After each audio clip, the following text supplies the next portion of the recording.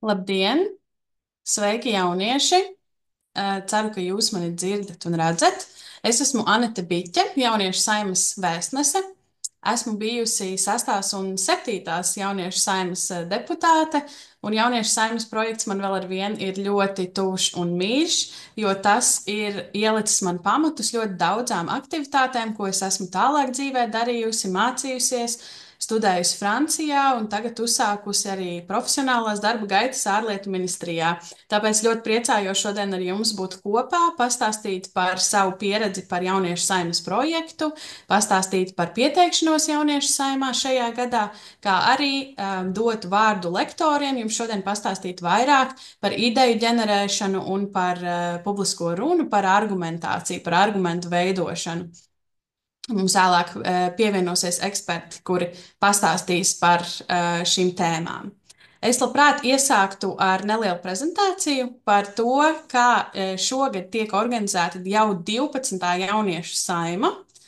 Tagad es nošērošu ar jums ekrānu, tas maģiskais teikums, kas izskan katrā Zoom sanāksmē. Tagad vai redzat prezentāciju? Ceru, ka Jā, redzat. Ok, super. Tad sākumā pastāstīšu par jauniešu saimu, un tad vairāk arī pastāstīšu par to, kā mēs organizēsim interaktīvo daļu par darbnīcām, un kā arī jūs varēsiet iesaistīties aktīvi, gan izsakot viedokļus, gan komentējot dzirdēto. Nu tad par 12. jauniešu saimu. Tātad, kas vispār ir jauniešu saima? Es pieņemu, ka daudzi no jums, kas jau ir pieteikušies šim pasākumam, arī varbūt ir jau pieteikuši savu ideju jauniešu saimā, bet ceru, ka starp jums ir arī daudzi tādi, kur vēl tikai domā un kuriem varbūt šodienas darbnīcas arī tieši palīdzēs izstrādāt savu ideju un saņemt motivāciju, to ideju arī pieteikt, un tad pulcēties kopā visiem, tā kā šajā bildē, jauniešiem lielajā saimas ēkā, lielajā plenārsēžu zālē. Tātad jauniešu saima ir parlamenta projekts, kurā jauniešiem iespēja paust un aizstāvēt savas idejas, kā arī principā tuvāk iepazīt deputātu ikdienu. Nu, kā jau teicu, šajā bildē jūs varat redzēt to, kā ir sanākšana plenārsēdē kopā lielajā. Bet tad, kad notiek jauniešu saima, notiek arī darbs komisijās. Un ir iespēja redzēt arī citas gan ēkas, gan vietas, kur deputāti ikdienā strādā, tieši gatavojot likuma projektus, kas ir tieši darbs komisijās, kur strādā par tēmām precīzāk, piemēram, par drošību aizsardzības komisijā, un tieši arī jauniešu saimā šis darbs tiek simulēts, un jums ir iespēja izstaigāt ne tikai visas saimas telpas, bet tiešām aktīvi iejusties deputāta lomā, un kā tas ir skraidīt no vienas vietas, no vienas tikšanās uz citu tikšanos, un aizstāvēt savas idejas kopumā, iesaistīties diskusijā. Darbība jauniešu saimā ir pietuvināta reālajam saimas darbam. Arī jauniešu saimas laikā jūs izstrādāsiet tādu tā kā rezolūciju, jeb likumprojektus, kur visas šīs idejas, ko jūs saģenerēsiet, ko jūs būsiet pieteikuši vēlēšanās, ar ko jūs startēsiet uz jauniešu saimas vēlēšanām, jūs arī tad dienas beigās balsosiet vai nu par to pieņemšanu vai nepieņemšanu.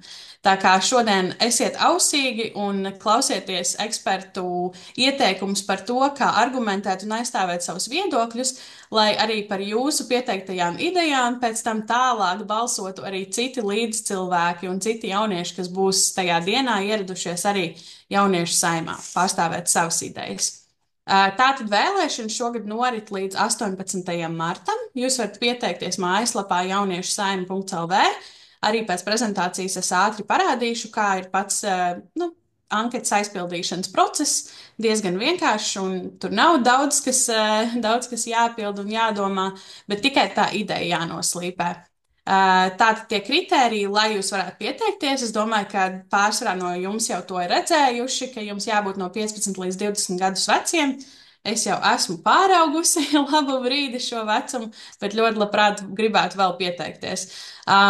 Jā, nu tad piesaki ideju kādā no piedāvātajām tēmām, un tad šogad tās tēmas ir mediju un drošs internets, skola un mācības, mūsu drošība un ilgspējīga ekonomika, kas visas, manuprāt, ir ļoti, ļoti, ļoti aktuālas. Parasti skola un mācības ir visvairāk aktuālākās jauniešiem, jo tas ir kaut kas, ar ko jūs ikdienā saskaraties. Un, piemēram, arī viena no manām pirmajām idejām bija tāda, ka vajadzētu atcelt mājas darbus pirms dienām, kas ir Latvijas svinamās atzīmējumās svētku dienas, piemēram, pirms 11. novembra un pirms 18. novembra. Nu, labi, 18. novembris ir brīvdiena, bet tajās Latvijas svētku dienās, lai jaunieši var iet ar savām ģimenēm, nolikt svecītes krastmalā, uz brāļu kapiem doties un tiešām izbaudīt to nacionālo sajūtu un būt klātesoši, neuztraucoties par to, ka viņiem nākamajā dienā ir jāiet rakstīt kontroldarbs vai jānodod kaut kādu ļoti svarīgu mājas darbu.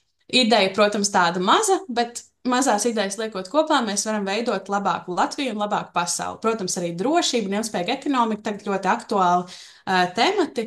Tā kā, ja jūs vairāk dagat, piemēram, par klimata pārmaiņu seku mazināšanu vai par drošu Latviju drošā NATO, tad arī par to jūs varat izveidot savas idejas. Nu, un tad, principā, jāņem vēl vērā tas, ka, ja tu neesi pilngadīgi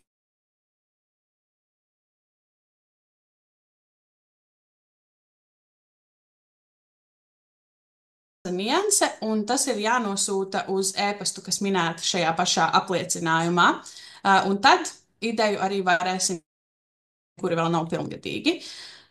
Jā, un tad ir visjautrākā jauniešu saimas daļa, kad tu sāc veidot savu kampaņu. Ideja ir pieteikt, izstrādāt, ielikt sistēmā, tiem, kuriem nepieciešams ir iesniegts vecāku apliecinājums, un tad jāsāk vākt balsis.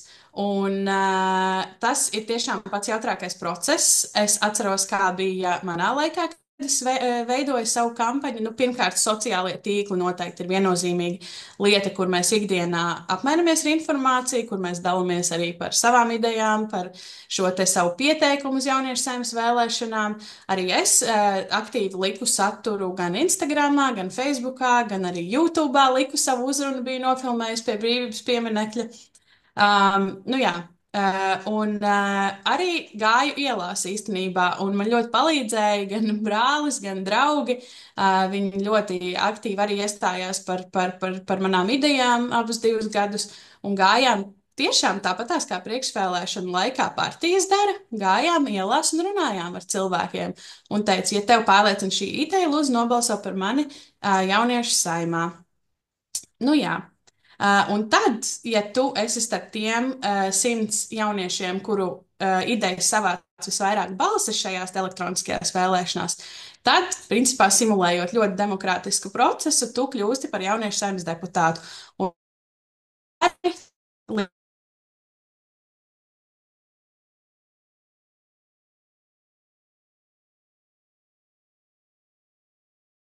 piesakoties jauniešu saimnes projektam, tātad pirmkārt tu vari diskutēt par tev aktuālajām tēmām un idejām, iepazīt likumdevēju darbu, kā jau es minēju, kāda izskatās deputāta ikdiena, tu apsēdies viņa krēslā, tu skaties no kāda rakursa viņš redz to zāli, jo mēdījos jau tas atspoguļots arī kaut kā citādāk, bet tad tu tiešām iejūties, nu, ka tā jau ir mūsu Latvija, mūsu saima, mūsu demokrātija, un jebkuram ir iespēja pielikt savu roku un izteikt savu viedokli. Tu vari nostiprināt savas vērtības, runāt no saimas tribīnes. Protams, tas dažreiz ir nedaudz uztraucoši. Es arī atceros, ka pirmā reize nebija viegla, jo man pat kā diezgan pieredzējušai, nu jau publiskai runātājai, dažreiz uznāk tāds tā kā trīceklis vai kājas paliek tādas, kas neturās kārtīgi, un vēl uznāk kaut kāds, nezinu, melnais blackouts pilnībā galvā, bet nevar iemācīties runāt publiski, to nedarot.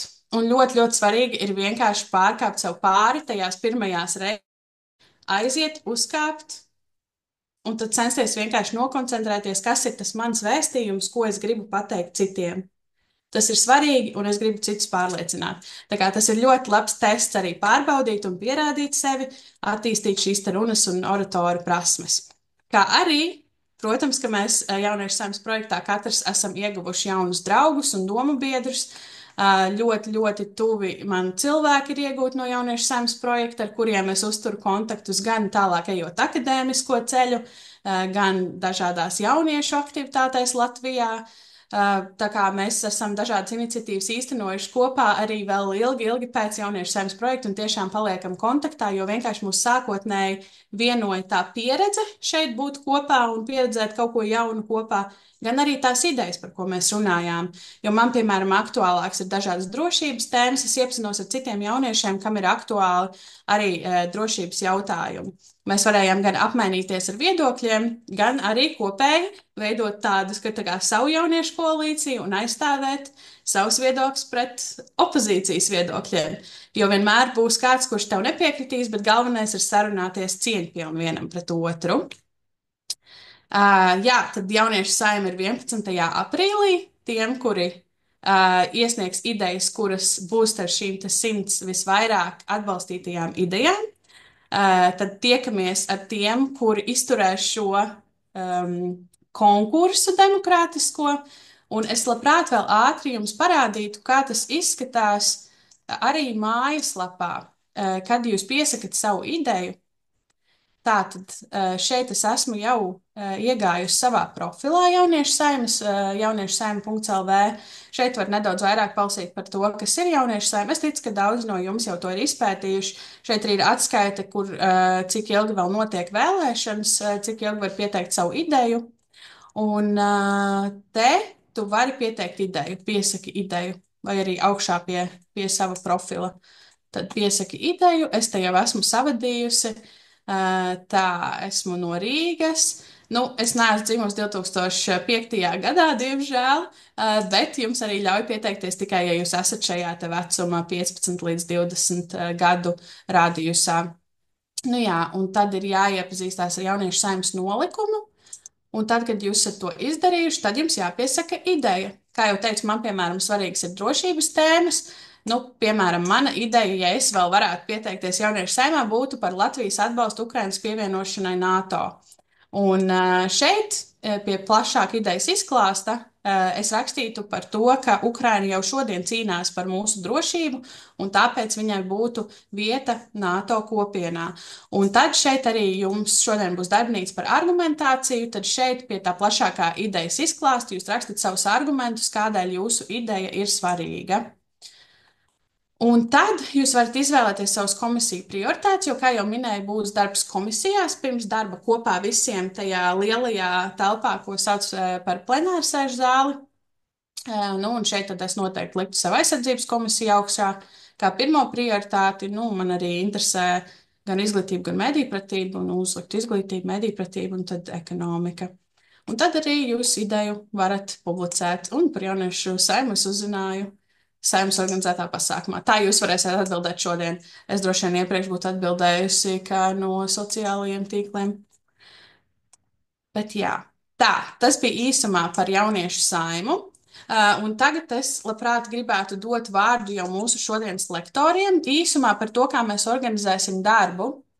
Jums visiem ir iespēja ierakstīt čatā, ja jums rodas kaut kādi jautājumi vai komentāri. Es arī jūs ļoti silti iesaku to darīt, jo vienmēr ļoti svarīgi, lai katra no jūsu balss tiek sadzirdēta. Es aktīvi arī sekošu līdzi lekcijas laikā, un tad uzdošu šos jautājumus tur, kur es jutīšu, ka ir iespēja iesprāgties, kamēr runā Daniels un Vita, bet turēsim tos jautājumus varbūt tā kā beigām vairāk, lai viņi pastāsta un tad beigās tos jautājumus. Bet Daniela lekcijā arī būs diezgan interaktīva daļa, jums būs grupu darbs. Varēsiet arī ieslēgt savas kameras un ieslēgt savus mikrofonus, un tad grupās runāt arī aktīvāk viens pret viens. Gribu arī pieminēt, ka starp jums arī šodien ir vēl vairāk jauniešu saimnes vēstneši, tā kā arī ir iespēja strādāt kopā, sadarboties grupu darbā ar cilvēku.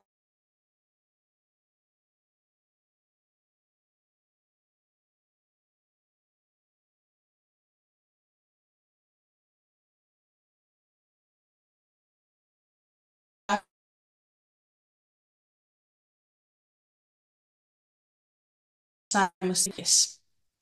Burīgi, liels paldies, Anete, par šo ievadu. Pirms mēs sākam runāt par to, kā reāli radīt idejas un kā vispār to nodrošināt, Varbūt ātrs jautājums čatā, ko jūs varat atbildēt, ir, no kuras pilsētas jūs esat šodien pievienojušies? Es ticu, ka ir daži no Rīgas, daži no Valmieras, daži no kurienes. Tāpēc, jā, droši ierakstīt čatā, no kurienes jūs esat, jo šodienas laikā būs arī nepieciešams nedaudz sarakstīties savstarpēji. Un tikmēr, kamēr jūs ierakstat čatā visu informāciju, es jau nošērušu ekrānu.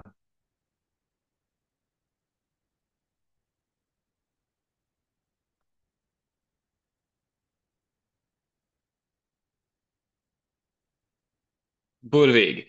Nu, ko? Nu, šodien man mērķis ir dot jums piemērus, idejas par to, kā radīt idejas. Un kā radīt tādas idejas, kas varētu iegūt ne tikai vienu, divas balsis, bet tādas, kas varētu iekļūt reāli iekšā jauniešu saimā. Koncepcijā šodienas mērķis ir, ka jūs aiziet projām ar reāli konkrētu ideju, ko jūs varat iesniegt jau pēc stundas, divām. Nu, ko, bet īsumā par mani ātri pirms mēs sākam. Vēl daudz iepazīstināt, kas ir par cilvēku, kas jums šeit priekšā stāsta tās lietas. Um, Man sauc Daniels Lietis. Es ikdienā palīdzu dažādām organizācijām un uzņēmumiem attīstīt viņu tā kā, sistēmas, mārketingu, finanses. Un, ko tas praktiski nozīmē, ir, es šobrīd strādāju klubs māju, kā valdes priekšsēdētājs, un vadu diezgan lielu komandu ar jau 50 cilvēkiem, kur katru gadu iesaistam vairāk kā 5000 jauniešus. Esmu bijis arī mārketinga speciālists dažādām kompānijām, kā LG, Audi, McDonald's, un palīdzējis veidot mārketinga stratēģijas Latvijā. Un arī man bija savs uzņēmums IT vidē, kur mums bija 250,000 lietotāju video spēju testēšanā. Nu, tas tāds īs rezumē par mani. Esmu pats arī 19 gadu vecumā arī kandidējis uz pašvaldību vēlēšanām, tāpēc man ir nedaudz pieredze no politiskās sfēras, kur šobrīd varbūt neiesaistīts tik ļoti, bet ideju radīšana visos konceptos bija super svarīga. Un sevišķi atrast tās īstās un unikālās idejas. Bet, jā, un nu, ko tad ķeramies klāt pie šodienas tā galvenā mērķa, kā tad radīt tās idejas reāli. Šodien parādīšu jums arī pāris praktiskas metodas, kā to izdarīt, bet pirms mēs sākam, ir svarīgi saprast vienu tādu ļoti, ļoti svarīgu konceptu par to, kā domāt vispār, kad jūs vēlaties radīt idejas. Ko tas nozīmē? Piemēram, ja es jums paprasītu šobrīd, kas tas, ko jūs gribētu skolā uzrīkot, piemēram, uz skolas Ziemassvētku, kāds pateiktu, piemēram, Ziemassvētku balvu, kāds pateiktu, piparkūku cepšanu, kāds pateiktu, būvēt sniegavīrus. Tas, kas ir ļoti svarīgi, sākumā radot idejas, ir radīt viņas, taisīt to sarakstu vien garāku un garāku un garāku un garāku un garāku un garāku. Kāpēc? Tajā brīdī, kad jūs jau uzreiz sākat teikt, šī ideja nav laba, jūs savā ziņā nedodat sev pilnu brīvību radīt visas idejas. Jo reizēm arī no tām neveiklajām idejām iznāk ļoti labas idejas ārā. Un šis ir sevišķi svarīgi, kad jūs strādājat komandā.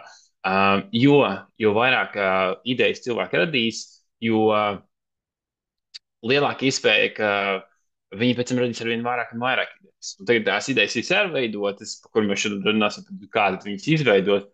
Tad pienāk tikai tas brīdis, kur mēs patiešām skatāmies, kuras idejas ir tās, kuras mēs gribam paņemt. Un koncepts ļoti, ļoti, ļoti elementārs. Bet šis ir arī koncepts, ko varbūt jūs esat pamanījuši reizēm, kāda ir atšķirība no skolotāja. Daži skolotāji atļauj teikt, apmēram visas idejas, un nav tā, ka viņi noraida tavu ideju uzreiz. Un ja viņi nenoraida tavu ideju uzreiz, tu vēl esi mēģināt atbildēt atkārtot. Ļoti vienkārši koncepts. Bet, nu ko, ņemot vērā, ka mums šodien ir 40 minūtes tieši priekš ideju veidošanas, sāksim ar to, kā vispār atrast tās problēmas, idejas, ap ko veidot, jā, kādu veidu idejas. Ir divi koncepti, ko šodien stāstīšu. Viens ir mērķa prizma, un otrs būs problēma koks. Pirmais būs mērķa prizma. Un mēs pēc tam arī šo praktiski izmēģināsim. Jūs no tā nevarēsiet izsākt, diemžēl, vai par laimi. Bet pirmais veids ir mēģi prizma. Ir iespēja no trīs dažādiem perspektīviem atrast lietas, kas cilvēkiem ir aktuālas vai problemātiskas, vai tādas, kas iekļūt, piemēram, Delfos top ziņās, ka pats šis ir noticis un šim pievērš cilvēku uzmanību. Kā atrast to ideju, kam cilvēku pievērš uzmanību? Nu, tam ir pāris veidi, kā es saku, trīs prizmas. Un šis ir varbūt it sevišķi šķiet nedaudz sarežģīti. Tagad mēs jau domājam, ka, nu labi, es varu radīt idejas, bet tad, ja ir idejas par mediju pratību, došu internetu, skolu mācības, mūsu drošību un ilgspējīgu ekonomiku. Un tās ir daudz specifiskas tēmas, tāpēc var rasties ka šis ir grūti izdomāt. Bet jā, te trīs koncepti, kas tie ir. Pirmais, ir iespēja. Tā. Ir iespēja radīt idejas caur savām problēmām, caur savu personīgo prizmu. Un ko tas nozīmē? Ja skatoties uz um,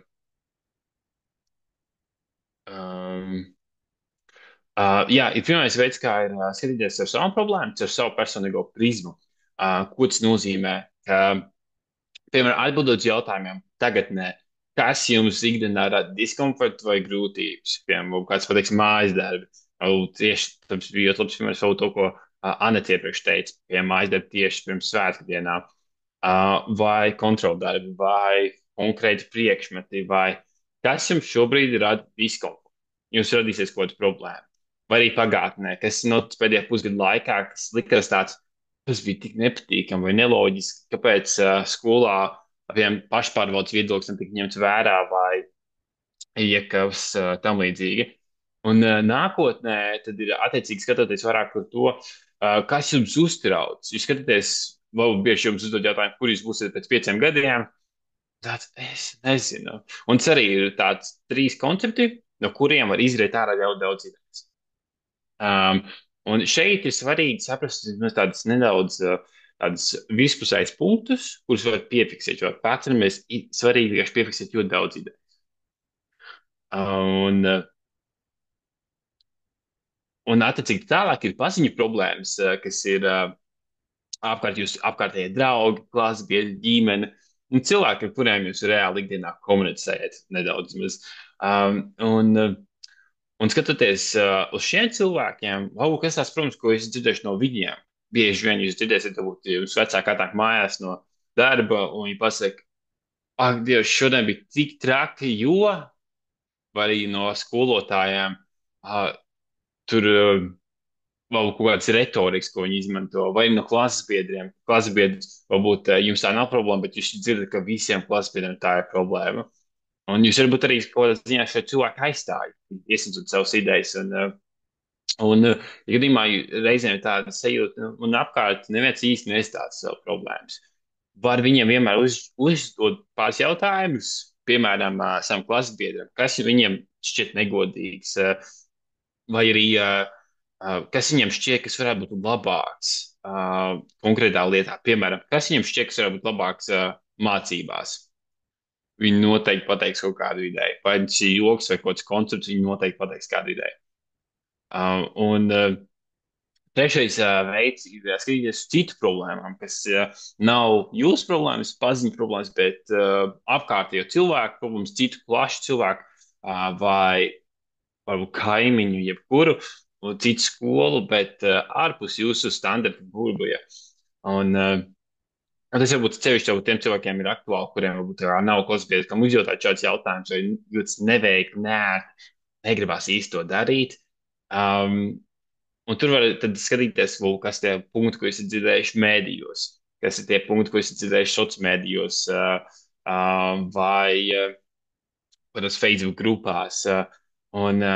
Ja gadījumā jūs neesat neko dzirdējuši, projām tikai jums nav problēmas, jūs neredzat paziņu problēmas, mēdījus jūs neredzat problēmas, bet jūs gribat tik ļoti izmantot šo iespēju, tad pēdējā opcija, ko noteikti var izdarīt, ir izjautot anketu, kas var būt Google Forms, WhatsApp pools, Instagram storijā ielikt iespēju, kurš var atbildēt uz to storiju.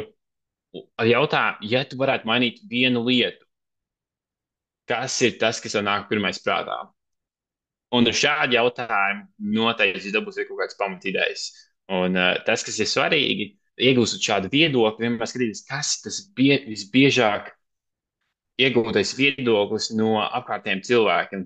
Un tādā veidā jūs sapratīsiet, kas ir tās problēmas, kas attiecīgi būtu visaktuālākās daudziem cilvēkiem, varbūt arī jums, un varētu potenciāli iegūt arī visvairāk balsis. Jā, nu, tas pirmais koncepts, kā jau sākumā minēju, ir par to, ka vienkārši saprast dažādas idejas, dažādas problēmas. Bet, ja gadījumā jums kāds pateiks, man ir problēma, ka man ir daudz mājas darbu. Nu, ar tādu problēmu viņu var iesniegt, bet viņu ir ļoti grūti aprakstīt. Jo tam, nu, kas tad ir praktiskais risinājums, ka kā ir daudz māju, var visu māju darbus vienkārši atcelt. Tas ir arī koncepts, ko var iesniegt. Šajā gadījumā, ja gadījumā jūs vēlaties arī tā kā plašāk aprakstīt to ideju, kas parasti ir, man liekas, tas problēma bloks, vismaz man bieži vien ir bijis, ir tā, es izmantoju problēmu koku. Jo praktisks piemērs, ja es jums paprasītu tagad iztauties, kur jums ir klasbiedrs Jānis, un viņš dzer pārāk daudz kafijas. Viņš saka, viņš dzer katru dienu 5 tas kafijas, un viņam paliek slikti no tā. Un viņš prasa, ko man darīt. Nu, pirmais, ko jūs teiksiet, Jāni, beidz dzert kafiju vienkārši. Un, bet ja viņš teiks, es nevaru beigt dzert kafiju, un tad viņš prasīja, dod citu risinājumu. Un kā tad radīt šos citus risinājumus konkrētai problēmai, kas varētu būt vērtīga, bet nav standarta problēma risinājuma? Un, attiecīgi, ir tāda metode, problēma koks, kas strādā šādi. Pa vidu uzrakstīt problēmu, pārāk daudz kafijas kaitē manai pašsajūtai. Vai šeit varētu būt piemērs pārāk daudz mājas darbu kaitē manam miegam. Vai es vienkārši izmantoju mājas darbu piemēru, bet tur ir jau kāda tipa problēma iekšā. Un tas, kā tas strādā, ir, ka attiecīgi visām problēmām cēloni. Kāpēc vispār dzer tik daudz kafiju? Jo varbūt beigās izrādās, ka tu guli mazāk par 7 stundām naktī. Tavs smadzenes ir pārslogotas, ir kaut kādas sociālas situācijas, kur tev draugi tā kā grib kā uzspiež dzert šo kafiju, vai pirmā dienas kafija vairāk neko nedod. Nu ko, un tagad tu atradi potenciāli 4 dažādas cēloņus, lietas, ko var vēl papildus atrisināt, bet reizēm šķiet, ka tas varbūt nav projām pietiekami gan labi, un attiecīgi ir iespēja skatīties vēl tālāk. Nu, kāpēc gulpiem mazāk kā 7 stundas ārā to suņurē, būtu naktī nevari beigt lasīt ziņas, smadzenes pārsūgot, jo tev ir 5 projekti paralēli, un tā ar tām visām pārējām lietām. Un šādā konceptā jūs sākat dabūt papildus cēloņus, kas būtu papildus problēmas, ko jūs varat pieminēt. Un tie būtu papildus arī argumenti, ko pēc tam kolēģis stāstīs, jo nākamajā sadaļā tās ir papildus lietas, kas ir reāli, vai palīdzēt jums šo problēmu uztaisīt, padarīt skaidrāku tiem, kuri varbūt negribētu sākotnēji balsot par šo problēmu. Un otrs ir sekas. Nu jā, nu labi, šī ir liela problēma. Jūs atradāt 10 dažādas risinājumus, ko jūs varat pateikt, kā šo problēmu atrisināt. Bet cilvēks saka, nu tā nav īsta problēma, ko vajadzētu šobrīd risināt, citas prioritātes. Un tāpēc, kā apakšējā prioritātes varat izmantot tādā. Tāpēc arī augšējās sadaļā jūs varat pateikt kā argumentus, ka, piemēram, šajā gadījumā kas tad notiek, ja ir pārāk daudz kafijas? Enerģijas līmenis atkarīgs no kafijas, garstāvoklis atkarīgs no kafijas, liels nedēļas izmaksas. Un tas iet arī uz augšu, tā arī tālāk uz priekšu, ka, piemēram, bez kafijas dažreiz rodas skumjas jau un nomākta sajūta, jūties kā dīvāna kartupeles un kas tik vēl ne. Un šādi jūs esat dabūjuši jau tā kā ļoti daudz sekas, ko jūs varat izmantot kā papildus argumentus. Jūs esat dabūjuši cēloņus, kas ir papildus problēmas, ko jūs varat apskatīt šajā lielajā problēmā, ko varbūt pēc arī piefiksēt klāt kā papildus lietu, kur izsināt, jūs vēlaties atrisināt. Un, protams, ka to schēmu nav jau svarīgi vienmēr uzzīmēt vai kaut tam līdzīgi. Galvenais ir saprast to konceptu, un sevišķi jūs darbojaties komandā ar vēl kādu cilvēku. saprast, kas ir papildus jautājumi, ko uzdot, lai jūs galvā varat zīmēt šos schēmas, šos papildus jautājumus, nu, cēloņus un sekas piefiksēt. Tas patiešām palīdz vienkārši aprakstīt tās idejas labāk un plašāk. Tūlīt arī tu praktiski izmēģināsim pēc brīža. Bet pirms mēs ejam uz to praktisko daļu, es vēlējos īsi nākt pieskarties pie idejas noformulēšanas. Anna jau ieminējās par to, ka tur jāuzraksta apraksts un nosaukums, un tur ir diezgan maz vieta, lai to paveiktu. Un tāpēc, tā ka man iepriekšā pieredze tieši ir mārketingā no manas pieredzes, ir četras lietas, ko svarīgi akcentēt tekstā, kā es viņu jau vispār aprakstāt. Četras lietas. Pirmā ir atcerieties, tagad jūs šo tekstu izveidosiet, jums būs jāmēģina sasniegt cilvēku dažādos laika brīžos, dažādos emocionālos brīžos, lai viņi tikai atcerās šo. Jo cilvēks vidēji dienā redz 10,000 reklāmas, līdz 10,000 reklāmas, un viņam, lai viņš patiešām atcerētos to vienu lietu, jūsu, piemēram, reklāmu par jūsu ideju, viņam ir jāredz vairākas reizes. Tas ir pirmais koncepts, ka mārketinga jūs iesniedzat ideju, atcerieties, jums vienkārši jāiet kā trakiem reklamēt šī lieta. Otrs, ka tā idejas nosaukumā un aprakstam jābūt tādam, ka viņš pārtrauc scrollēt vai ko citu, lai apskatītos tieši jūsu ideju. Tagad jūs iesniegsiet viņu jaunā šāmā, tur jau būs vairākas idejas. Un kāds ir tas nosaukums, ko jūs varat uzlikt, lai cilvēki atstājas pie jūsu idejas? Vai, nu, kas ir tas, ko jūs varat ielikt? Un trešais, kas varbūt liekas nestandarta, bet kas ir man liekas, pats svarīgākā lieta, ka cilvēki ar jūsu ideju padalās tālāk. Jo tāpat kā pie šī pasākuma, tāpat kā uz ļoti daudzām citām lietām, cilvēki izdarīs konkrētu lietu, vislielākoties, ja to viņiem nosūta draugs.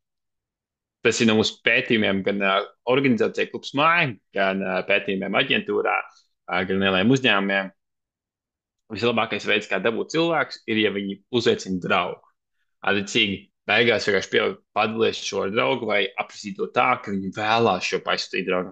Un pēdējais, protams, ka viņi paši beigās arī nobalso. Bet tas pats pēdējais mērķis. Nu ko, īsīs koncepts par to, kā skatīties problēmām, kā vispār atrast pamatīdējas, kā viņas palielināt, tās problēmas aprakstīt bišķi vairāk, kāda būtu tās papildus domu graudas. Un ceturtais, ko akcentēt aprakstos un vispār mārketingā. Nu, pamatīdējas jau jums ir diezgan skaidrs šobrīd. Bet kā jau kuru mini lekciju, tas vienmēr paliek tikai daudz skaidrāks tajā brīdī, kad ir iespēja izmēģināt to. Bet tas būs tad īsumā šobrīd viss no manis. Paldies jums par šīm 40 minūtēm. Cerams, ka bija arī koncepts, ko jūs ieguvāt. Dzirdēju, ka jūs dodat dažādas sarunas, bet tad šobrīd dod atpakaļ vārdu Anetai, moderātorai, kas viņam ir pēc tam tālāk vārdu Rītai. Paldies! Paldies, Dānijēl, paldies. Es arī pati pamēģināju uzrakstīt vienu lapu ar problēmām un sekām un cēloņiem, bet tagad es došu vārdu Vitai no debašu centra, kas stāstīs par argumentāciju, un es atgādinu droši rakstiet jautājumus čatā, es pavērošu, un tad arī Vitai uzdošu, lai visi jautājumi būtu atbildēti un nekas nepaliek neziņā. Vai mana prezentācija redzes? Tagad te pati neorientējos īsti. Jā. Jā. Labi, tātad es esmu Vita Ķērpe. Visi redzams, jā, Anete, jā? Jo man savādāk rādās ekrāns. Vita Ķērpe no debašu centra. Ikdienā strādāju Iecevas vidusskolā, esmu angļu valodas skolotāja, vadu debašu klubu. Un no debašu centra koordinēju tieši Zemgalē un Rīgā debates, organizēju reģionālos debašu turnīrus un arī pasākumus. Kārtībā. Es uzreiz sākšu, tad, kā jau Aneta bija pieteikusi, par publisko runu un argumentāciju. Es vienmēr arī saviem skolāniem stāstu, taču ļoti vienkārši, no publiskās runas princips. Atceries 3P, pasaki savu ideju, respektīvi to, ko tu gribi teikt, Pasaki to, un pasaki to vēlreiz, nu, elementāri, ja. Protams, pasaki to tas, kas ir pa vidu, ja, tā jau būs vairāk argumentācija, kā es to teikšu, kā es papildināšu ar kādiem piemēriem, kā es padarīšu to savu argumentu, nu, tādu spēcīgāku, ticamāku, tas jau ir cita lieta. Bet tas 3P princips, nu, atceramies, ja. Pasaki savu ideju, pasaki to un pasaki to vēlreiz. Ļoti elementāri.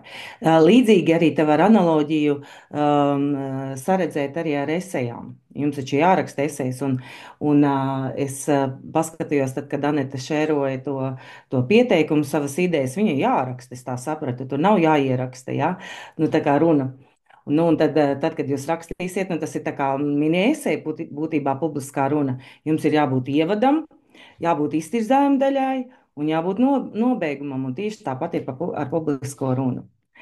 Tā, eju uz nākamo slaidu, un tad es piemeklēju tādu publiskās runas padomiņus, un nedaudz arī pie katra piekavēšos. Ja? Varbūt kaut kas jums nu, paliks prātā, un jūs to izmantosiet. Patiesībā jūs jau varat izmantot arī dažādus resursus, kas ir nu, ļoti daudz pieejami internetā, gan video formātā, gan dažādos PDF formātos. Bet tādus 10 es esmu izvilkusi, un man liekas, ka ir vērts piekavēties. Nu, tad pirmais, tātad pie publiskās runas, es ieliku jums kā apzinies savu klausītāju, savu publiku. Nu, iedomājieties, ja jūs runāsiet, piemēram, ar bērniem, ar maziem bērniem, ar 5, 6 gadi veciem bērniem, jūs taču runāsiet un piemeklēsiet gan to valodu, gan tos attēlus, gan to veidu, kā jūs runāsiet, pielāgosiet šai vecuma grupai. Tāpat, ja tie būs jūsu klases biedri, ja, jūs arī mēģināsiet nu, viņu valodā runāt, jo tie ir savējie jūsu vienaudži, ja, tur pavisam cita valoda būs un cita saruna. Un tāpat tas būs arī nu, vienalga ar kādu citu interešu loku, citu interešu grupu, vai tie būs, nezinu, pensionāri, vai tie būs politiķi, vai tie būs jauniešu centra kaut kāda publika, kas tur nāk, vai skolēnu doma. Tātad tā publika, tas klausītājs jums ir jāzina. Nu, kaut vai, lai nostiprinātu, lai būtu droši, ja? Kā es runāšu, par ko es runāšu, kādus palīgu līdzekļus izmantošu, tas ir svarīgi. Otrais, izmēģini runu vairākas reizes. Tas, kā Anete teica, nepamēģināsi, nekas tur nesanāks. Ja? Vienkārši angliski tas skan practice, ja? Jāizmēģina vairākas reizes, un tas arī nu, nostiprinās jūsu zināšanas par to, ko jūs runājat. Ja? Nu, it īpaši publiskai runai un dažādām runām arī saimē, es tā arī saprotu, ka ir laika ierobežojums, un tas ir ļoti svarīgi. Jāiekļaujās laikā, un tāpēc tā praktizēšana un izmēģināšana ir ļoti svarīga.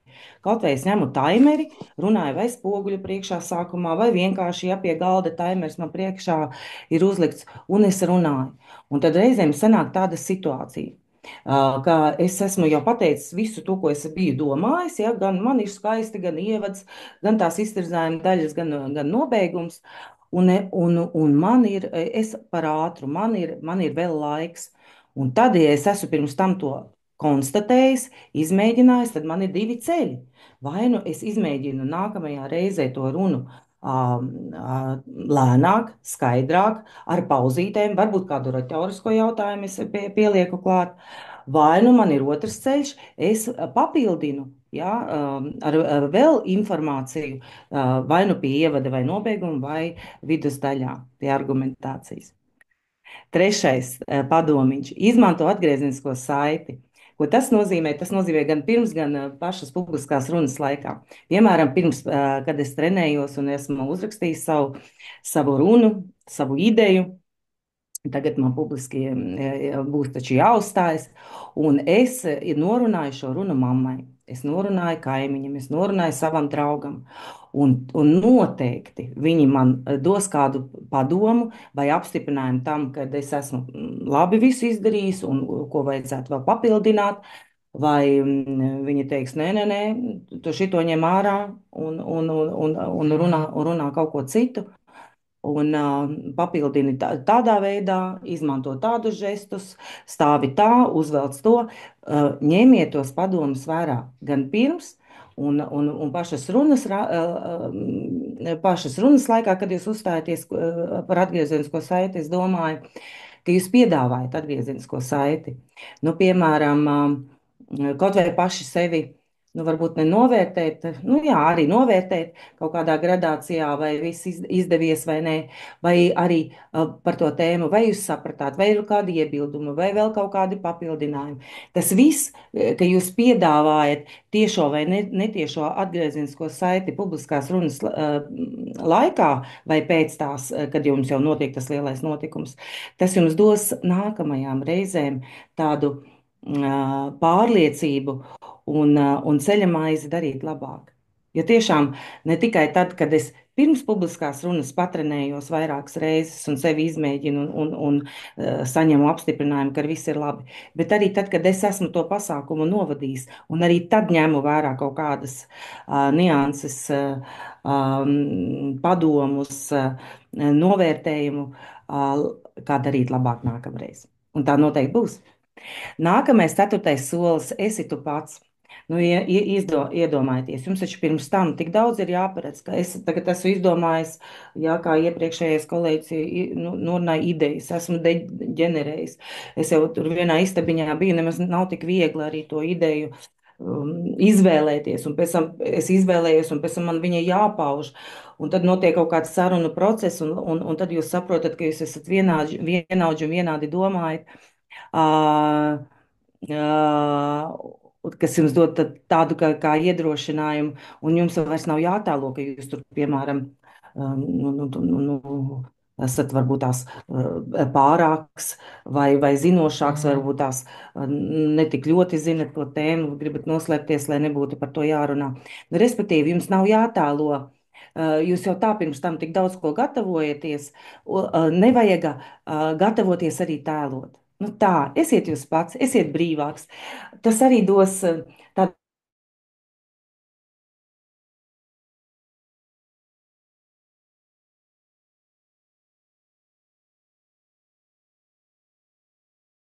Tad piektais sasaiste ar personisko pieredzi, kas arī dod tādu pārliecību tam skatītājam, auditoriem, ka jūs zinat, ko jūs runājat. Tāpēc, ka jums pašam ir tāda pieredze, jūs esat pastāstījuši, padalījušies.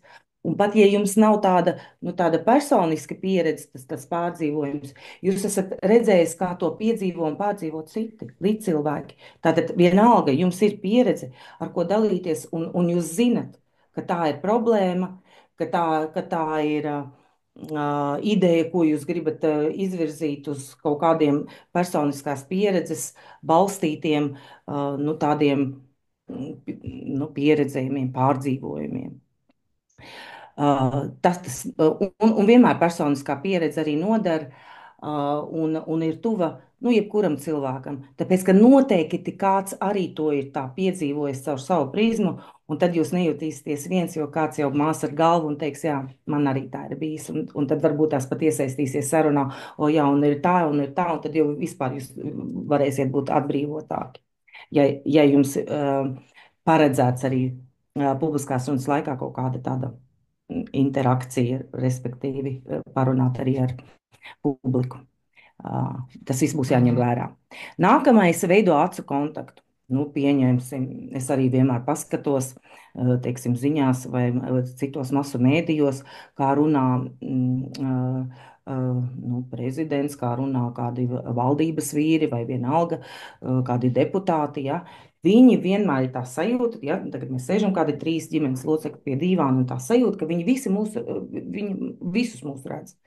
Ļoti vienkārši. Es paskatos ar acīm pa labi, pa kreisi un taisni. Pa labi tas nozīmēs, paskatos vismaz vienkārši uz īsu brīdi kādam acīs, ja? Vēlams kādam, kurš smaida un varbūt tās mājums ar galvu vai kāds pazīstams. To pašu daru pa vidu un to daru atkal otrā pusē. Un tad jūs radīsiet iespēju, ka jūs tiešām kontrolējat visu auditoriju. Tātad tas acu konteksts ir ļoti svarīgs, jo, ja es slēpjos, skatos tur, piemēram, uz grīdas, vai skatos tikai vienā punktā, vai pieturoties ja, pie savas papīra lapas, vai kas man tur vēl rokās ir. Veidojam acu kontaktu, tas arī atbrīvo. Un jūs jau redzēsiet, īstenībā atbalsta no tās publikas. Publika jūs atbalstīs. Nav jau tā, ka visi tur teiks, tur viss ir slikti. Tā noteikti nebūs. Viņi arī ja, grib piedalīties un uzklausīt jūsu ideju. Vai tāpēc jau viņi ir atnākuši galu galā. Nākamais, pie kā mēs esam pie 7. punkta, izmanto skatuvi savā labā. Man arī ir bijis tā, ka es esmu uz publiskās runas konkursiem braukus, piemēram, ar skolēniem, un mēs ierodamies parasti laikā. Mēs ierodamies vismaz pusstundu, nu 15 minūtes, tas jau pēdējais laiks, lai mēs varētu iepazīt to publiku, nevis to publiku, bet to telpu, to skatuvi, kāds ir izvietojums krēsliem, cik man daudz vietas ir priekšā, vai tā ir vienkārša klase, vai tā ir liela zāle, vai tā ir kāda auditorija, piemēram. Tur universitātēs bieži vien tad tie skatītāji sēž tā kā teātrī, ja? Teātra zāles no apakšas uz augšu. Tas viss ir jāņem vērā, tas viss atvieglo arī pēc tam manu runāšanu, ja es esmu jau pirms tam iepazinusies ar telpu. Nu, protams, visi sagatavošanas procesi, ja? Vai man ir vajadzīgs projektors, vai man ir vajadzīga interaktīvā tāfele, vai man vajadzīga parastā, varbūt baltā tāfele kaut ko uzzīmēt, un ja tā kaut kā nav, tad man ir plāns B. Nu, jo viss kaut kas var gadīties. Vienmēr ņemiet arī plānu B, ja jūs paskatīsieties to telpu, varbūt kaut kas trūkst, varbūt kaut ko vajag pienest klāt, varbūt tās ir liela akustika un mikrofonu nevajag, varbūt mikrofonu tieši otrādi vajag. Varat pat izmēģināt kaut vai pāris teikumus pateikt telpas, ja, priekšā, kur jūs uzstāsties. Nu, visas tādas mazas niansītes arī palīdzošas, kas arī cels jūsu pašapziņu un pārliecību runāt priekšā. 8. punkts - nomierinies. Nu, viegli pateikt, nu, nomierinies. Un man ir lampa drudzis un viss, un man ir tas blackouts un viss, un ko tad man darīt, ja? Ja es esmu pirms tam jau visu, ko darījis, visu, es esmu mēģinājis, es esmu jau gandrīz no galvas zinu to savu runu un esmu gatavs improvizēt, ja? Es esmu visu jau tur iepriekš to paredzējis, to soļus noteikti jāņem vērā. Man jau tā, jau es esmu gandrīz nomierinājies, es esmu jau uz pusceļa. Nu, ja nē, tad, protams, ir elpošana. Kaut vai 10 reizes, kā citreiz arī skolotājs saka, nu viss dziļi ievelc elpu, kaut vai 3 vai 10 reizes, cik tev tur tā laika ir, un tas ir palīdzoši. Uzmundrini sevi. Es varu. O, kas tad tur? Es jau esmu visu izdarījis pirms tam. Esmu norunājis vai nerunu sava drauga priekšā. Man ir pateikuši, ka viss būs kārtībā, viss ir labi. Pat ja es nedaudz kļūdos, un kļūdīties ir cilvēcīgi. Es tikšu ar to galā. Uzmundriniet paši sev, atrodiet tos vārdus, kas varētu jūs tā kā, jā, pacelt. Mazāks apgaismojums, starp citu, es arī palasīju, arī daži tautā pazīstami cilvēki arī īstenībā to ir ieteikuši, ka tiešām ka liels un ļoti pārāk spilgts apgaismojums arī traucē publiskai runai un vispār kontaktam ar publiku. Tāds mazāks apgaismojums, viņš rada tādu drusku intimitāti, nomierinās, cilvēki tādi jūtās nedaudz relaksēti, gan pats runātājs, visticamāk arī pati publika. Varbūt, ka tas arī jāņem vērā. Ja jūs redzat telpā, ja par daudz apgaismojuma, vienkārši palūdziet, varbūt tās paeksperimentēt, varbūt viņi var mazāku. Varbūt kaut kur kādu aizskaru vai žalūziju vajag aiztaisīt ciet. Visu to paredziet. Jūs esat situācijas noteicies gal galā. Par to jautājumu uzdošanu arī īstenībā tāds labs triks, ka, ja man ir laiks, protams, arī to jūs arī paredziet, un arī tātad, lai sev iedotu laiku, tā saņemties, ja, viss būs labi, un es runāšu to, ko vajag, paredzēt vienkārši ar publiku jau tādu uz sarunu uzvedināt. Kā jūs šodien jūtaties? Kurš šodien agri cēlās? Nu, varbūt tās vēl tur kaut kādu jautājumu, vienkārši jau ar publiku jau tādu sarunu un kontaktu izveidot. Iziet uz sarunu un izveidot kontaktu, kas arī ir palīdzoši. Es vienkārši man ienāca prātā, kad arī man bija nesenā tiešsaiste, un tad lektori izmantoja tādu slaidu, izlika vairākas tādas kafijas veidus, kāda kafija jums garšo un ar cipariņiem. Un tad mēs visi gājām tiešsaistē Mentimetrā un izvēlējāmies, nu, kura tā kafija tur melna, tur late, tur ar pienu, bez piena, dažādas tur tās krūzītes tur bija. Nu, un tad tajā rezultātā tiešām arī, nu, protams, izkristalizējās, ka lielākai daļai tur bija tā melnā kafija, un man liekas, ka viņiem bija pat atbildes, ko tas nozīmē. Tātad viņa sev jau iedeva to laiku mobilizēties, par ko viņi vispār runās, un tāpat laikā jau uzzināja nedaudz par to publiku, kāda viņa ir. Es tikko izlasīju ziņu un mēģinu arī skatīties laiku. Tātad tas arī ir palīdzoši. Ja? Tātad varat arī kādreiz tādu triku izmantot.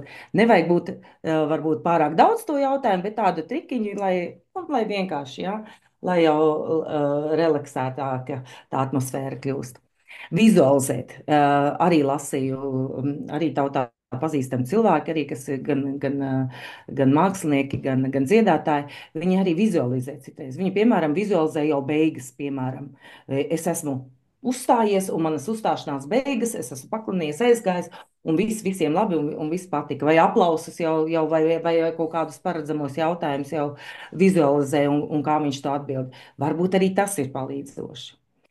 Un es pēc tam pati vienkārši pieliku NLP, neirolingvistiskā programmēšana, kas patiesībā ietver visus iepriekšējos rīkus un trikus, jo tad, kad es mācījos bakalaura grādā, tad mums tāds neliels kurs bija tieši par neirolingvistisko programmēšanu, un man liekas, tad, kad es to bakalaura darbu aizstāvēju un vispār mācījos, es to izmantoju, kad es, piemēram, gāju pie direktors, man tagad vajadzēja debašu pasākumam apstiprinājumu, ja, lai dod man telpas, iedod man kādu līdzfinansējumu, un lai viss tur notiek tā, kā vajag.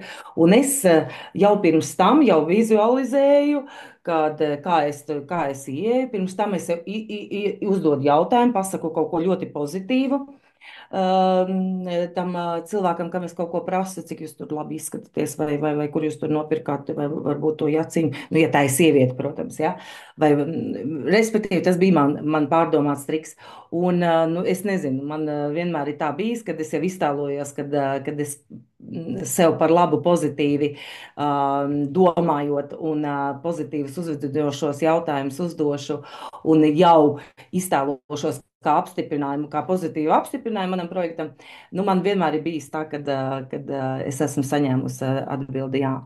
Un vienmēr attiecībā uz skolēniem vienmēr ir bail kaut ko uzsākt, tur kaut ko pajautām tad skolotājiem vai savam pasākumam, piemēram, idejai skolā, kā viņu realizēt, nu, kā tā es iešu, kam tā es prasīšu, vai nāciet tur līdzi, vai, varbūt tās nemaz nevajag. Es saku, bet kas ar tevi var notikt? Nu, tas sliktākais. Iztēlojies to scenāriju. Nu, dzīvs tu paliksi, fiziski jau tev neviens neiespaidos.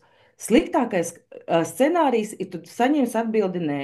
Nu, un tā kā varbūt tas arī jums palīdzēs, man arī tas vienmēr palīdz. Ejiet tik un prasiet, dodiet savas idejas, jo kas sliktākais var notikt? Nu, sliktākais pateiks nē. Bet ja nu pateiks jā, un tu nenoriskēji, un, tāpēc vajag droši paust kaut liekas crazy idejas, pilnīgi liekas neprāts, bet mēģiniet un jums sanāks. Prezentē un ieraksti savu runu, tas nozīmē to, ka arī tas ir būtībā pie tās izmēģināšanas, kad jūs jau gala versiju, tā kā ģenerāli mēģinājumu, jūs varat tiešām izmēģināt savu jau lielāku draugu grupu, varbūt tās radiniekiem, vēl kādiem kaimiņiem, varbūt tiešām tikai jūsu klases kādiem draugiem vai visai klases priekšā, vienkārši noprezentēt. tā jau jums jau būs pirmā publika, kur atkal jūs dabūsiet kādu atgriezenisko saiti un sev pārliecību. Jā, es jau ar pirmo publiku tiku galā, kāpēc gan arī ar to pārējo nē.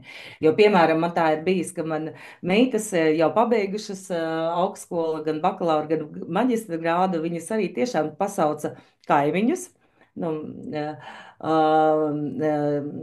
ģimenes loceklis, nu, mani tēvu un māsu. Un tad es atceros, bija ārā, tā bija vasara, vasaras sākums, un mēs salikām tiešām nu, tos krēslus, sēžam, viņa nolika galdu vai ne mums priekšā un aizstāvēja, viņai arī ierobežots laiks, bija 7 vai 10 minūtes, un aizstāvēja savu bakalaura darbu.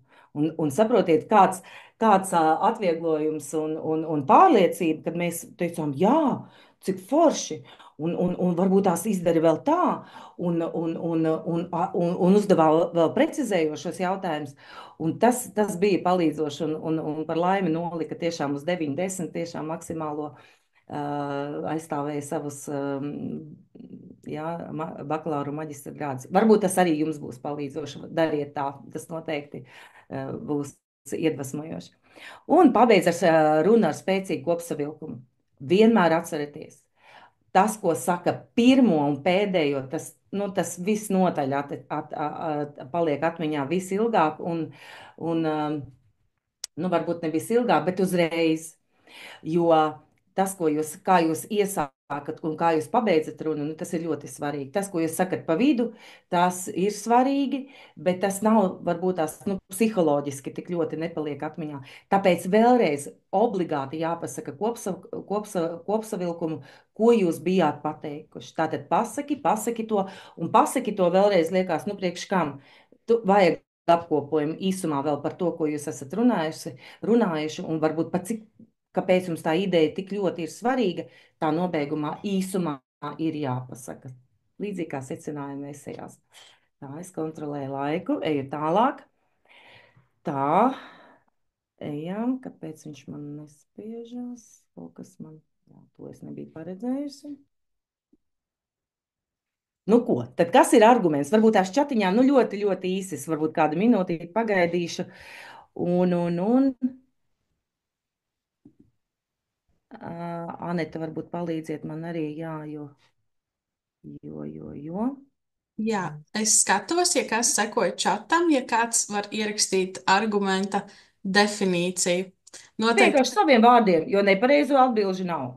Pilnīgi nav.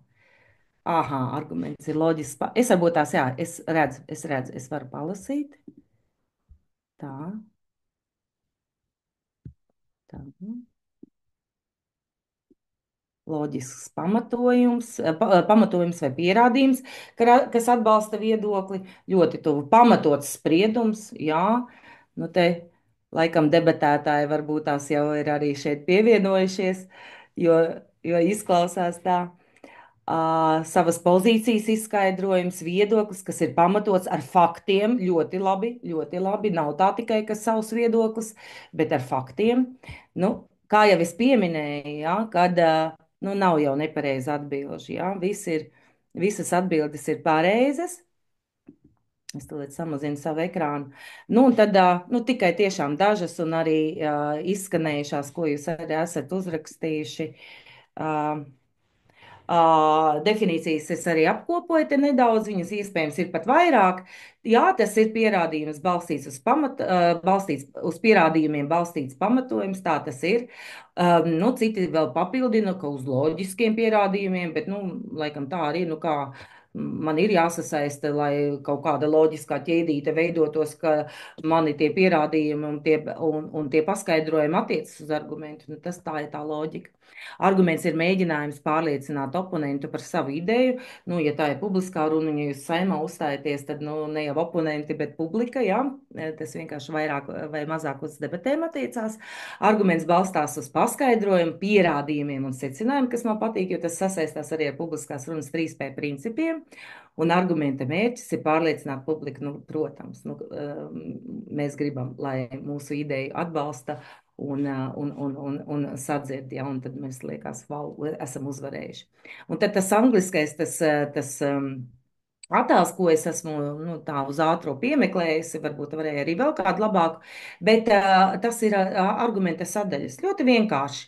Es paziņoju, es pasaku argumentu, ja, konkrētu teikumu, konkrētu ja, apgalvojumu, un tad es viņu skaidroju ar šīm te detaļām, ar to, ko jau mēs pateicām, ar šiem te skaidrojumu, ar loģiskiem pierādījumiem, lai viņš ir pamatots ar šiem te reasons, ar šiem te iemesliem.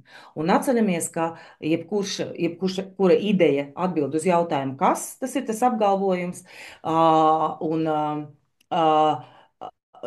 argumenti vienmēr atbildēs uz jautājumu, kāpēc. Tātad visu, ko jūs runājat zem argumenta, viņš atbild, kāpēc tas ir svarīgi, kāpēc tas ir svarīgi varbūt tās kādai kopienai, varbūt plašākā mērogā pilsētai, valstī un varbūt vispār visai pasaulē, piemēram, ekoloģiskās tēmas vai ģeopolitiskās tēmas.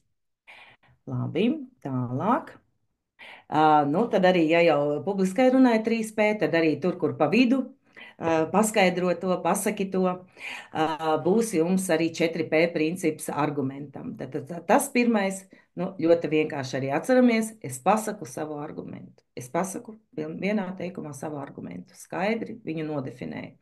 2P es paskaidrošu ar saviem vārdiem. Es viņu paskaidrošu, es došu piemērus, es paņemšu no savas pieredzes, ja, tā kā es jau pirms tam biju teikusi jums. Ja.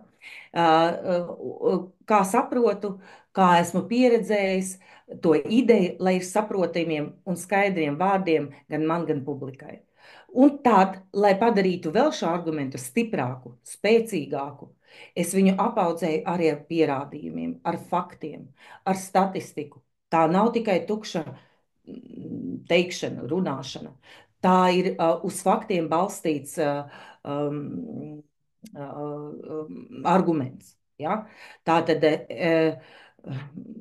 es vienkārši biju vienā istabiņā, kur teica, ka par drošību viņa nebija pārliecināta meitenīt, vai tā īsti attiecas uz drošību vai nē, jo tur diezgan tāds personisks arī, nu, tāda personiska vajadzība, jo tā gājēja pārējai, kaut kas tur gājēja pārējai nebija droši. Jā, kāpēc? Tātad konkrētā X pilsētā, konkrētā pārēja, un varbūt pat vairākas esmu ievērojis, viņas nav drošas. Un vajadzētu izvirzīt, ja, nu, kaut kādai domai varbūt tās, vai attiecīgajiem cilvēkiem, kas par to atbild, tā ceļa labošana. Tā kaut kas man raksta. Tā tad pierādījums lokālāks vai plašāks, viņš strādā. Ja? Tā tad pastiprina vēl manu argumentu. Tas nav vienkārši tikai paņems mans viedoklis. Un pēdējais, protams, tas ir tas pats, kā pie publiskās runas pasaki, to vēlreiz pamatoju, kāpēc viss iepriekšējais pateiktais ir svarīgs un kam. Nu, tad es laikam esmu pielikusi nākamo kā piemēru, piemēram, veidošana. Nu, svētdiena, jā, nu, vienalga kāda diena, mums ģenerālā tīrīšana vai kartupeļu talka, bet man jāiet prom. Mamma, man ir jāiet prom. Nu, vienkārši tās piemērs, jā. Nu, un tad sākās šī te argumenta 4P principa izmantošana, jā. Tātad es pasaku, man ir arguments, man šodien ir jāiet uz biblioteku. Tātad es tagad sākšu skaidrot, ja? Mēs sākām grupā apgūt kvantu fiziku, man gribētos uzsākt dažus pētījumus. Lai padarītu vēl spēcīgāku šo, ka man tiešām ir jāiet uz to biblioteku, ja? Ka tas nav tikai ar saviem klases biedriem satikšos tur, ka tas ir svarīgs, tas ietekmēs manas sekmes, ka tas ir svarīgs, ja, pie manām atzīmēm. Tātad tas jau nopietnāk. Nu, un beigās es noslēdzu, nu, tagad tu saproti, mammu, kāpēc man šovakar jāiet uz biblioteku, jā. Tas arī ņems, jā, piemērs no vienas vecas debešu grāmatas, bet tas princips, jā, atkal 4P paskatāties, jā. Tātad es apgalvojumu vai savu prasību noformulēju, tas ir arguments, es viņu pasaku. Tālāk es to izskaidroju, kāpēc, jā, jo mums ir grupu darbs jāveic, un tas tāds ļoti vienkārši, ja. Un tad es viņu pierādu, jo manas sekmes no tā ir atkarīgas, un vēlāk es vēlreiz paskaidroju, secinu, ja, nu tagad tu redzi, nu tas ir svarīgāk, ja, kā šoreiz varbūt kartupeļu talka. Nu, varbūt mamma arī savus argumentus liks priekšā, Varbūt tās jums tur kauja notiks un debates, bet tas jau ir cits stāsts. Nu, tad vēl viens tāds argumenta piemērs jau tāds īsts, jā, par tēmu, nu, pieņemsim, ir tēma, debašu tēma, nu, nezinu, vai arī, ja tā ir publiskās runas tēma, arī tā var būt, kāpēc nē. Nu, vai arī jūsu ideja, jā, tagad saimai, piemēram. Nu, enerģijas dzērieni ir jāaizliedz. Tātad pirmais apgalvojums, nu, es tagad padomāju, es varētu veselības aspektu runāt. Enerģijas dzērieni kaitai veselībai. Tātad es šo ņemšu kā pirmo argumentu, kā apgalvojumu. Tātad es viņu paskaidrošu. Jūs tur varat daudz ko pieminēt, varbūt tās izpētīt sastāvu, ja, kāds ir enerģijas dzērienu sastāvs, kā viņš tiešām kaitē veselībai, ja, nu, jūs jau redzat, kas tur ir sarakstīts, varu ātrumā vienīgais paskatīties, ka tas arī dažādas slimības var izraisīt, dzīves kvalitāti bojā, ne visi, bet noteikts skaits, nu skaits, ka ne jau visi 100%, bet noteikts skaits cilvēku bieži lieto enerģijas dzērienus, tātad pakļaujot sevi riskam. Nu, tas ir tikai skaidrojošā daļa. Lai padarītu šo tā paskatīšos pulkstenī, lai padarītu šo apgalvojumu, respektīvi manu argumentu spēcīgāku, es piemeklēšu, ko tad saka eksperti, kādi ir pierādījumi, kādi fakti un kāda ir statistika. Nu, tad šis te Latvijas ārstu biedrības pētījumā ir teikts, ka 300 cilvēkiem tiek diagnosticētas nopietnas sirds slimības, kas radušās tieši enerģijas dzērienu lietošanas dēļ. Es to esmu sameklējis, es varbūt tās esmu pat parunājis ar konkrētajiem ārstiem, un tad jūs arī varat pieminēt, kuras slimnīcas varbūt tās konkrēts vārds, uzvārds ārsts un kāds ārsts, ko ir varbūt tās novērojis savu ārstu pieredzes laikā, kā pasliktinās varbūt tās veselība tieši enerģisko dzērienu lietošanas dēļ. To jūs arī droši varat izmantot, un tas padarīs visu jūsu argumentu spēcīgāku, jūsu ideju spēcīgāku. Nu, protams, svarīgums. Jums kopsavilkumā, secinājumos jums jāmāk to sasaistīt arī ar to tādu, kāpēc tas ir svarīgi. Tātad mums katrs cilvēks taču ir svarīgs, ja? Ja jau aptuveni 300 cilvēku gadā, ja? 300 cilvēkiem gadā ir tāda statistika, ik gadu rada lielu postu savā dzīvēm enerģijas dzērienu dēļ, tad aizliedzot dzērienus, mēs atņemsim iespēju tūkstošiem cilvēku nākotnē darīt sev pāri, un varbūt tās vēl kādu emocionālāku runu jūs šeit varat nobeigumā pateikt, lai liktu klausītājam atcerēties, kāpēc, ja, šis mans arguments, šī mana ideja ir svarīga. Ja? Nu, tad piemērs šeit varbūt padomāt, jo laiks arī mums maz, bet es esmu jau uz tā teikt, uz nobeiguma fāzes. Padomājiet šeit. Pieņemsim, ja jums būtu tāda rezolūcija, tāda ideja jāizvirza, ka jauniešiem ir jāpiešķir balss tiesības no 16 gadu vecuma. Nu, ja? Tad padomājiet pie sevis, es jūs nedalīšu ne istabās, ne komandās. Bet tas pirmais, ko jūs varētu darīt, ja? Kā veidot argumentus, kāpēc? Un tas, ko arī piedāvāja pirms tam, jums iepriekšējā, es gribēju teikt, jā, sesijā, ne, bet iepriekšējā nodarbībā, kad jūs dalījāties grupiņās un jums jau tās idejas jau bija jāģenerē tajā ideju kokā, ja? Un tāpēc tāpat arī notiek patiesībā ar argumentiem. Arī tas var būt palīdzoši un veidoties kā tāds ideja koks. Es arī kaut vai trakākos šķietami, jā, apgalvojumus varu zem šīs idejas iedot, un tad atlasīt, protams, tās vērtīgākās, labākās, gudrākās, intelektuālākās un tā tālāk. Tālāk es to skaidrošu, kā es to skaidroju, kāpēc tiem jauniešiem, tātad es izdomāju, kāpēc jauniešiem vienu argumentu jāpiešķir balstiesības jau no 16 gadu vecuma. Es to paskaidroju saviem vārdiem, es sameklēju pierādījumus, ja? Vai zinu kādus pierādījumus, tātad eksperti, statistika atceramies, ja?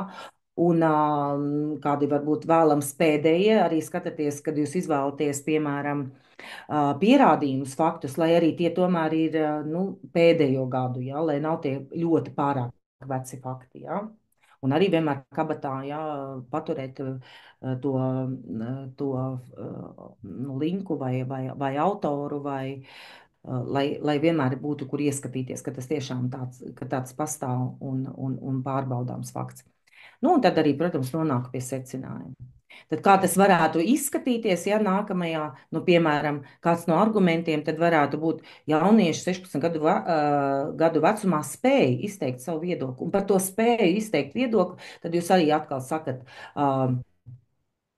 paskaidrojumu, atrodat arī kādu pierādījumu, visnotaļ ļoti daudz tādu ir, un arī nonāksiet pie secinājuma. Vai jaunieši vēlas, jūs varētu teikt tādu argumentu, jaunieši vēlas balsot par lēmumiem, kas ietekmē viņu nākotni.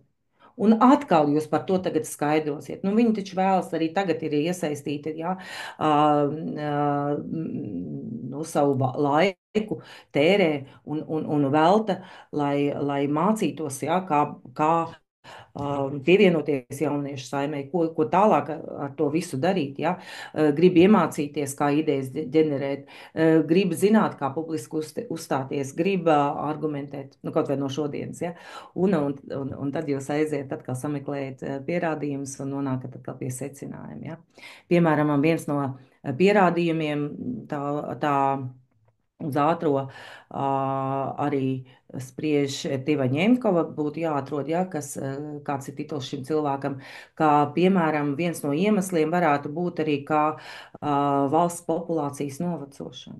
Nu, kad noveco arī mūsu sabiedrība.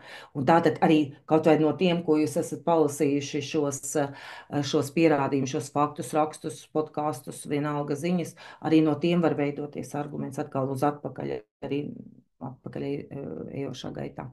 Nu, un, protams, arī noslēgt ar kādu emocionālāku tādu noslēgumu, un, protams, loģiski, lai tas sasaistās arī ar jūsu argumentu, ka taču nākotne, ja ir jauniešu rokās, un vai tad mēs vēlamies, lai jaunieši aktīvi līdzdarbotos un dotu pienesumu Latvijas valstī, tad balstiesības ir jāpiešķir jau agrāk, jau no 16 gadu vecuma, nevis gaidīt, ja tur 18 gadu vecuma, ja? Nu tātad tas īsumā patiesībā jau esam tiešām uz pašās beigās, jā, vēl tāds atkārtojums uz tiem 4P, un kā veidojās vispār arguments, jā, kad jāievēro gan loģiskā argumentācija, gan it īpaši nobeigumam, varbūt pat visas runas laikā to emocionālo ietekmi neaizmirstam, un par pierādījumiem un faktiem, lai padarītu stiprāku mūsu argumentu, jo pirms tam jau mēs pateicām, ka mēs to zinām, mums ir pieredze kaut kāda, ja? Tad vēlreiz atceramies, ka tātad 4P, ka es pasaku savu argumentu, es viņu paskaidroju, es viņu pierādu, un es arī pasaku, kāpēc tas ir svarīgs, ja? Pasaku it kā vēlreiz. Nu ko? Esam arī, jā, jau uz pēdējiem 2 slaidiem. Es mazliet gribēju pareklamēt arī debašu centru. Jūs varat arī apmeklēt debašu centra mājaslapu, kur jūs varat paskatīties, kādi mums notikumi ir bijuši, kādi vēl debašu turnīri ir šajā semestrī arī gaidāmi, kādos pasākumos mēs piedalāmies. Visi debašu centra koordinātori gan Zemgalē, gan Vidzemē, gan Kurzemē arī ir pieejami, arī visi kontakti. Un ja nu kādam, piemēram, skolā vēl nav debašu kluba, tad jūs varat ar savu ideju dibināt debašu klubu, droši uzrunāt skolotājus un vadību un sazvanīties ar kādu no koordinātoriem un pilnīgi droši to varat veikt. Un vēl kā pēdējais slaids, ka debašu centrs ir arī starptautiskās organizācijas idejā biedrs, ko tas nozīmē. Tas nozīmē, ka arī pirmie mēs saņemam starptautiskos pasākumus, tātad informāciju par starptautiskajiem pasākumiem, un arī tajos piedalāmies. Tas nozīmē ne tikai Latvijā, ne tikai Latvijas skolās, bet arī ārpus. Ja? Katru gadu arī notiek starptautiskie debašu turnīri Čehijā, un arī debašu treneriem notiek vairākās Eiropas pilsētās dažādi pasākumi, un tagad arī tuvākais vasarā arī būs Strasbūrā. Nu, tas tā īsumā arī viss. Ja ir kādi jautājumi, tad droši uzdodiet, bet paldies, ka klausījāties, un ļoti ceru, ka jums noderēs. Paldies, Vita. Ja kādam vēl ir kāds jautājums, droši rakstiet tagad čatā. tagad vai nekad. Bet, ja kas, tad arī eksperti no šodienas, Daniels un Vita, abi ir ļoti atvērti. Jūs varat sazināties ar viņiem un pajautāt viņiem arī pēc tam kaut kādas lietas, kas jums nepieciešams atbalsts idejas gatavošanā uz jauniešu saimu. Un paldies visiem, ka jūs šodien pieslēdzāties. Neredzu vairāk jautājumus, bet atgādinu, piesakiet savas idejas jauniešu saimā, jauniešu saima. .lv, un man šķiet, no Vitas prezentācijas ļoti vērtīgi bija tas arguments par balstiesībām no 16 gadiem, kas vispār ir labs arguments jauniešu pilsoniskajai iesaistē kopumā, ka populācija noveco un jauniešu īpatsvars sarūk. Un tāpēc es tieši ļoti, ļoti priecājos par katru no jums, kas piesaka idejas. Es priecājos, jauniešu saimnes organizatori priecājās, un arī īstie deputāti priecājās, ka jūs esat gatavi iet un aizstāvēt savus viedokļus un dariet to argumentētā veidā.